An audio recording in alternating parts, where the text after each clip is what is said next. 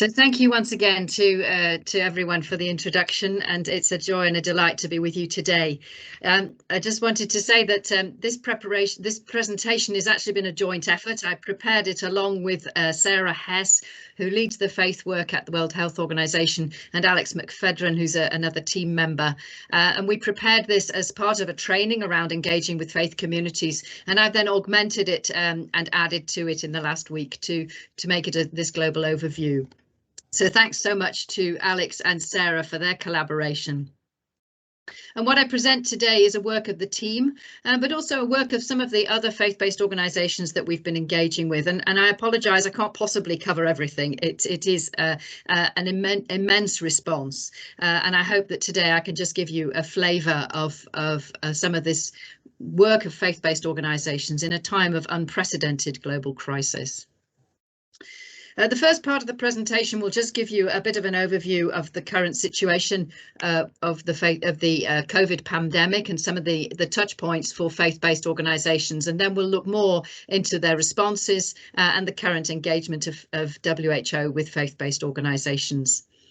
So I think I'm going to skip over these pretty quickly because I think many of you are very familiar with this, but just the current situation of the global pandemic as of 20th of June, we have 177.8 million cases and 3.8 million deaths. Last week there were 2.5 million new cases and 63.9 thousand new deaths. I think we should just stop for a second and take that in. That's 177.8 million cases and 3.8 million lives lost, families devastated. And it's so easy to gloss over the numbers, and yet for each one that's a human and family tragedy.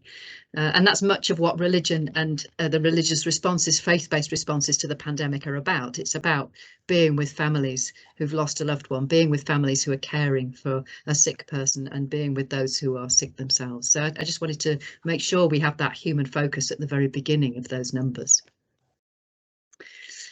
We all know that this pandemic has caused a significant economic and social impact, and here are just a few basic figures just to highlight that. A 4% contraction of global GDP, 88 to 115 million people living in extreme poverty due to the crisis, and 9% of global working hours have been lost, equivalent to 225 million full-time jobs.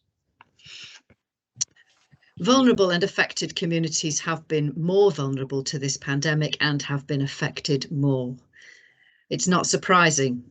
We know that from our work in faith and health for decades, and as Adrian has pointed out in other pandemics too, these pandemics have a greater impact on those who are most vulnerable. They are most at risk of infection and of the consequences and impact of those infections. And faith-based communities are used to working in that space. Faith-based organisations, faith-based communities, religious leaders, faithful in the religious congregations are those who are already working in these spaces and reaching out to those who are marginalised. But ILO estimates that lockdown could increase poverty levels amongst informal workers by up to 56% in low and middle income countries. People living in closed settings are particularly at risk. Those living in existing humanitarian emergencies, the elderly, young people and students, particularly those who are isolated. And we know that this pandemic has had a huge impact on healthcare workers who are some of the most vulnerable and at risk of contracting COVID. Refugees and migrants and those who are in lockdown, trapped with their perpetrator in a situation of domestic violence. And I also wanted to highlight that we talk about the survivors of gender-based violence. There's been an increase in emergency calls between 25 and 120% during lockdown. But there's also those who didn't survive. My own son's partner said to me the other day, there was a lady on our estate who died of domestic violence last week.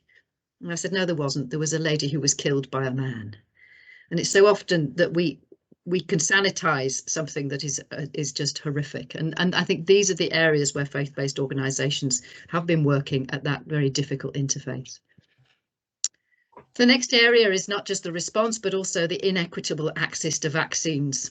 And because of limited supplies, we need to maximise their input. And WHO has been recommending a series of priority groups that those at risk should be vaccinated first, such as the elderly, persons with underlying health conditions and the health workforce. And Dr. Tedros has consistently called the inequity in distribution and supply of vaccines a global moral failure. I was on a conference call yesterday where he was briefing the media about a newly established technology transfer hub in South Africa that will enable them to develop vaccines for the continent. But again, it's very, very slow. And at the moment, vaccines are not available for many developing countries in the world. So I sit within a team that is around communication of health information in pandemics, and communication in times of uncertainty is hugely important. And we need to make sure that we acknowledge uncertainty at the same time as keeping public trust. We talk about the infodemic, which has been particularly prevalent in this pandemic, more than I've ever seen before in my working life. And to walk in that very difficult space, to navigate uncertainty and to provide nuanced and modified language helps to maintain integrity and minimise the public's search for meaning. To minimise their search for meaning by going to conspiracy theories or other sources of misinformation.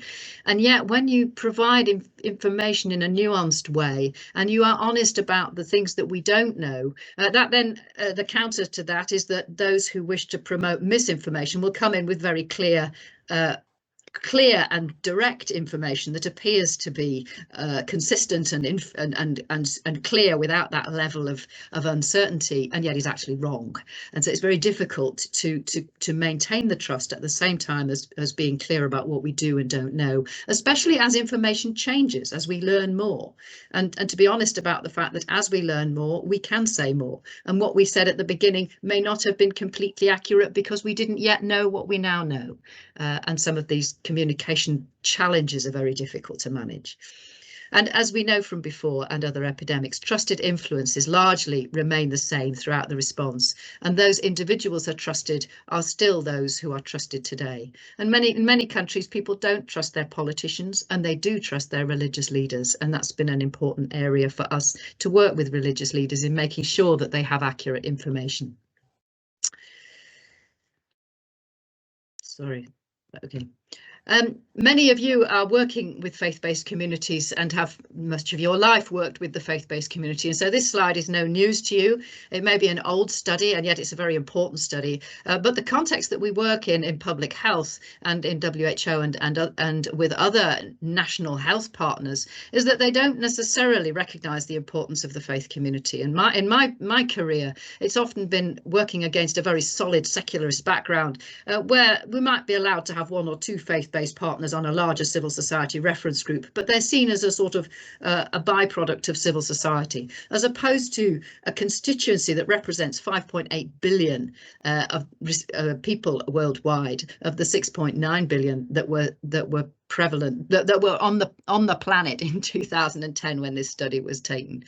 So just to point out that faith communities are worldwide. They are not just local, they have regional networks and global political influence. And I think some of this breadth, depth and scope of the faith community is just not recognised by the secular health community. And that interest is growing, that understanding is growing, and yet there are still some very strong secular biases. So that's the sort of global context in which we're trying to work. And the next section looks a little bit now at the faith response to COVID, which, as I mentioned at the beginning, has been absolutely massive. And so I can only really skim the surface of it in this presentation. But the first place I'd like to start is the work that's been done by the Berkeley Centre at Georgetown University, the World Faith Development Dialogue, and the Joint Learning Initiative on Faith and Local Communities. Many of you will know the JLI, which is a collaborative of research organisations, faith-based and UN partners, and this collaborative with the Berkeley, they have collected since the beginning of the pandemic all the news articles and published articles on faith engagement in the pandemic. And just to demonstrate the magnitude even of the literature around this, they've got 132 pages of links to articles on religion and COVID on their website. At that link you can see there.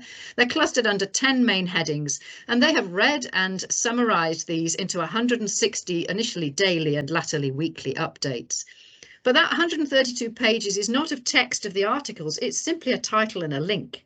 So 132 A4 pages of titles and articles. I think it shows that this is, it demonstrates the magnitude of the response. Simply calculating them and documenting them is a Herculean task, for which I think we're all indebted to the Berkeley Centre and the JLI, because it will form a huge resource for academic study moving forward. Faith actors are an integral part of both emergency preparedness and response. And again, I think here I'm talking to many of you who work in this sphere and have done all your lives, but just to document that these are some of the areas in which faith-based actors work. It's not just about handing out supplies or preaching in a mosque or a church. There's a whole range of areas where faith-based actors are an integral part of society. They provide spiritual support and services to communities, including to lead and provide opportunities for worship. They accompany people through the stages of life, and working in community, they build and support social cohesion and build resilience. One example from the Philippines was that churches had been working there and local mosques and other organisations to build community resilience after the tsunami, and they'd done an assets-based approach to community development, helping communities to identify who was most at risk in their community and who was vulnerable, and to support them after the tsunami. And then when the pandemic hit, those communities had already identified who was isolated, who was lonely, who was a single mother, who was living on the street, who needed support, and were able to immediately reach out and work with those people in the outbreak of the pandemic. And those communities, in fact, fared better than those who'd not done that resilience training. And I think some of this ongoing work around building resilience in communities is an important area to look at moving forward. These communities are also promoting mental health and combating stigma. They care for the most vulnerable, and they're already communicating with their communities. Few other audiences have a weekly opportunity to speak in person to their faithful. Politicians certainly can't do that, and it's all moved online through the pandemic, and yet much of that communication has continued. And I think also a thing that's underestimated is the amount of service delivery in health, education, and the use of their facilities as community spaces that are provided by faith-based organisations. So WHO has been engaging with the faith community during the COVID pandemic, and we've worked to support the work of faith leaders, FBOs and faith communities to share good practices and experiences and to learn from one another. The first activity was to develop guidance to practical considerations and recommendations for religious leaders and faith-based communities in the context of COVID.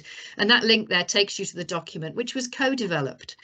And I think that's one of the hallmarks of the work of this team within WHO, and was also the way we tried to pioneer the work in UNAIDS of working together with the faith-based organisations to develop the documents and the responses together as a co-product, if you like, co-developed product. And so often I would hear secular colleagues talking about how we need to get the faith-based organisations to amplify our messages. We need to teach them the right things to do and empower them with the correct information. Yes, they're asking for the correct information because they are already intelligent enough to know where to go for that information, and they will adapt it into messages that work within their faith communities. And I think it's often a battle to work with some of our secular colleagues who belittle the intelligence and the magnitude and the experience and the richness of faith communities and simply see them as a vehicle to get out their messages. And what's been important in this faith work and in the work that we've seen in HIV and Ebola and others is to actually recognise the importance, the intelligence and the reach of the faith-based partners and work together with them to develop products that they are asking for, that they need and that they can use. So, as you see, we've been working with their networks and we've been providing briefings to different groups at their request and connecting the communities with one another in order that they might develop advocacy initiatives that support equity and access to essential services, supplies and vaccines.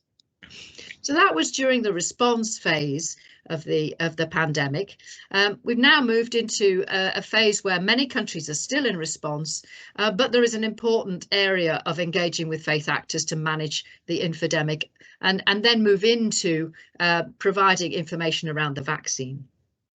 So we've been working to provide information that respects both scientific evidence and religious values. And many of the faith partners that we've been working with have taken that scientific advice and they've then rewritten it in forms that retain the scientific credibility, but add religious texts or make links to religious texts or religious values or teachings so that it can be transmitted to their communities in ways that can be understood and accepted. We've been helping to listen and respond to their concerns, and many of the faith-based partners have been informing us of rumours and myths, particularly around the vaccine, that they are hearing in their community and around the spread of the pandemic. And we've been able to then help them to develop messages that will counter those rumours and myths. And we've been helping them to reinforce national public health and social measures. In some countries, the government has already reached out to engage with an interfaith council at a national level to help both deliver messaging and services. Oh, I've got two slides the same there. Sorry, that's strange. Okay. So faith-based actors have been providing services themselves and information. I'll just go back to that slide. Sorry, they've been providing information themselves, but in the vaccine space, they've then been moving on to do the advocacy around uptake of the vaccine. And there has been quite a bit of hesitancy in many countries around taking the vaccine. And when a religious leader takes the vaccine and is willing to have their photograph taken and promote that vaccine uptake, that has helped in a number of countries. I know also in other countries, in UK particularly, some of the churches, the Archbishop of Canterbury convened the head imam, the chief rabbi and other faith leaders, along with WHO and some of the pharmaceutical companies, to develop a giving campaign so that people who received a vaccine and were grateful for that could make a donation through UNICEF to the COVAX facility so that others in other countries could receive a vaccine. Faith-based organisations have made global statements on vaccine uptake, and they've used their venues for vaccine delivery. That picture there is of Salisbury Cathedral that has been converted into vaccine delivery centre, but mosques, Hindu temples and other faith-based places of worship have been made available to public authorities for vaccine distribution in other countries too, and in UK. So the areas that we've been working with more recently are around technical briefings for FBOs. We had an approach from a series of NGOs who wanted to do some high-level advocacy in advance of the G7 around equity and access, and some of the more technical issues around technology transfer, patent waivers, and issues around dose sharing and how to increase manufacturing and support COVAX. So we were able to hold a technical panel with some of WHO's technical experts so that the faith community could then make sure that they understood issues around things like patent waiver and TRIPS, and didn't go into dialogues then with senior political leaders uninformed. As a result of that, we know that a number of faith-based groups developed advocacy position points. They made global statements, and then they were able to engage in high-level advocacy with senior leadership within their own government in advance of the G7, for example.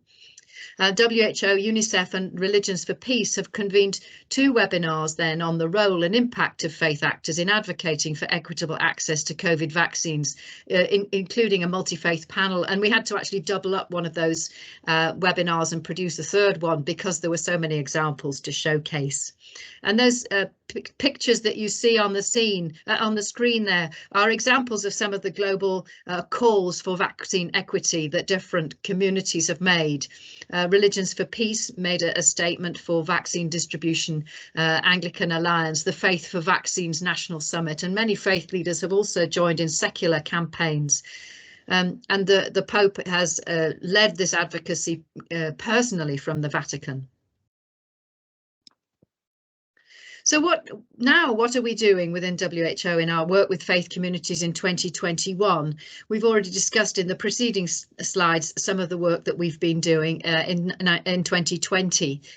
We now have 3 communities of practice that are open for faith-based partners to join, and these communities of practice are working around 3 areas. The first is to facilitate the communication around the COVID-19 vaccine, and following the development of simplified messages together, we've developed a repository of trusted resources on advocacy, vaccine and vaccine equity.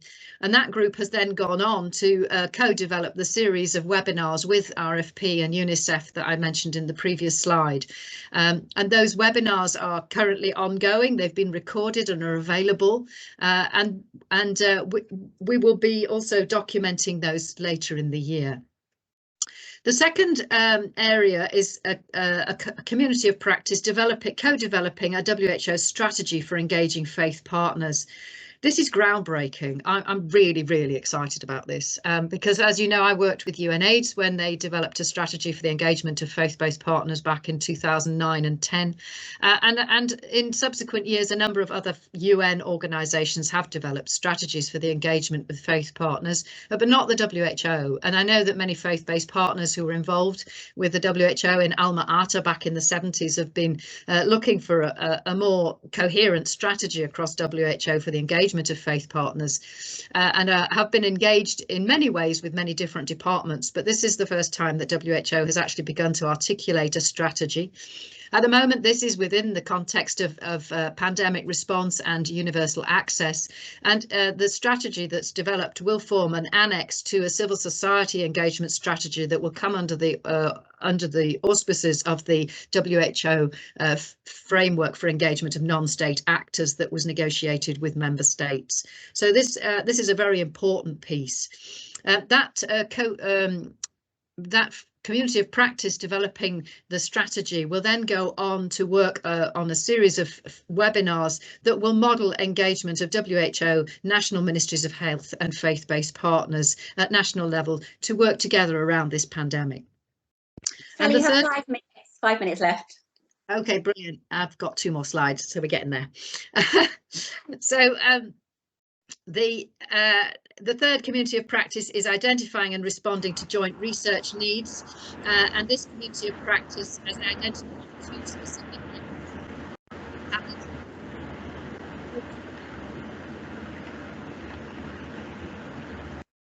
there we go. And the second is on historical medical racism, and we can go into these in more detail if people are interested in the chat. But both the communities of practice numbers 2 and 3, these webinar series that both groups are developing will be clustered together in a conference that will take place in September and October this year, and there will be 3 series of webinars, and we are currently inviting participants to take part in small working groups to help us develop those webinars. So that's open if people would be interested to engage. And so this is my last slide. This is again some examples of responses by different faiths and partners, and it's really just a drop in the ocean of what's actually been going on. But to showcase some of the interfaith work, Religions for Peace have launched a humanitarian fund. They've made this global statement on advocacy for vaccine equity. They engaged in a closed-door dialogue with the WHO's Director General. This is the first time that a Director General of the World Health Organization has had a forum with interfaith leaders worldwide, and as a result are now working on a memorandum of understanding for future collaboration, which again I think is groundbreaking. The Vatican, as I mentioned, the Pope has led this work personally. They've established the Vatican Commission on COVID. They've focused on universal access to treatment and vaccines. They've been working to bridge local responses with global advocacy and hosted technical working groups from which they've produced technical briefings, which similarly their diplomatic corps have taken to advocacy with national governments in a number of countries. The Islamic Fiqh has developed a statement on vaccine acceptability, and again, many of you will be aware of the concern around the fatty lipid envelope of the vaccine, which some felt may have been taken from pork fat. So it was important that the Islamic community were able to understand the development process of those vaccines and issued statements that this was not pork fat and was not animal product, and that it was acceptable for Islamic people to take this vaccine. And similarly, the Vatican and other Christian faith-based organisations have issued statements to counter concerns that the vaccines were developed on cell lines that were originally taken from an aborted fetus. They have said in their ethical guidelines that although the fetus cells were originally used, the cell line is now many generations on, and there is no sin involved in taking the vaccine or developing it. And therefore people can take these vaccines in good conscience. And this work with religious leadership to help develop these statements and provide the technical information to them to enable them to do those statements has been incredibly important in building vaccine confidence. Islamic partners worked with a WHO MROPE to develop the interim guidance for safe Ramadan practice and Eid, and WCC developed a statement on vaccines together with the World Jewish Congress. And finally, the United Nations Interagency Task Force on Religion and Sustainable Development, the IATF, which you may know is a collaboration of the faith-based focal points within different UN agencies, has also established a multi-faith advisory council with representatives from faith traditions to advise the UN on engagement with faith, and together they've issued a statement on COVID-19 and vaccines. So this list is not comprehensive, but I think provides a little bit of some of the global work, and I hope some of the earlier slides provided just a snapshot of some of the national and local work. And so I'll end there with huge thanks to many who've helped to contribute to this presentation and to the incredible work of our faith-based partners in some extremely difficult circumstances worldwide. So thank you very much once again for the opportunity. My email is there if you wish to contact me later, and thanks. I'll hand back to Emma and Adrienne for any questions. Thank you.